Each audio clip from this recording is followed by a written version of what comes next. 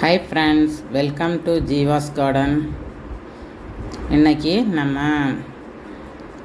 நகை செய்யது ஆபரணம் செய்ய ஒரு இயற்கையாக விளைந்த தானியத்திலிருந்து எப்படி செய்யலாம் அப்படிங்கிறது தான் நம்ம பார்க்குறோம்.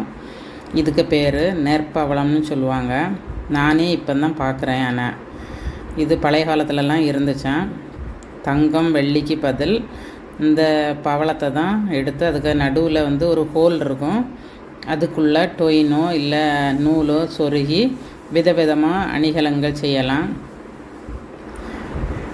இதை அன்னை தெரசா அம்மையார் அவர்கள் மாலையாக அணிஞ்சு போட்டிருந்தாங்களாம். இது எல்லாருமே ஜப மாலையாக யூஸ் பண்ணுறாங்க.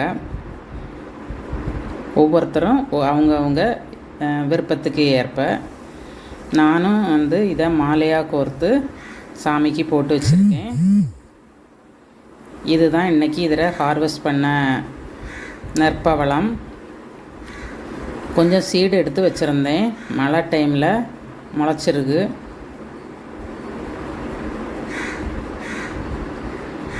இதில் நிறைய மருத்துவ குணமும் இருக்கான்.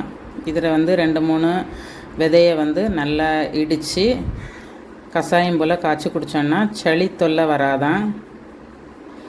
நான் இதில் உள்ள ஒவ்வொரு மாலையும் ஒவ்வொரு அந்த விதையும் செலக்ட் பண்ணி பிளாக்கை புத்தாவுக்கு போட்டு வச்சுருக்கேன்.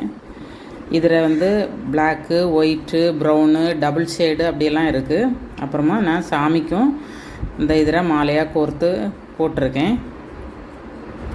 ரொம்ப அழகாக இருக்குது. அதுக்கு நடுவுலேயே ஒரு ஹோல் இருக்குது. அதை அந்த இதை எடுத்துட்டோன்னா இந்த ஒரு தும்பு போல் இருக்குது.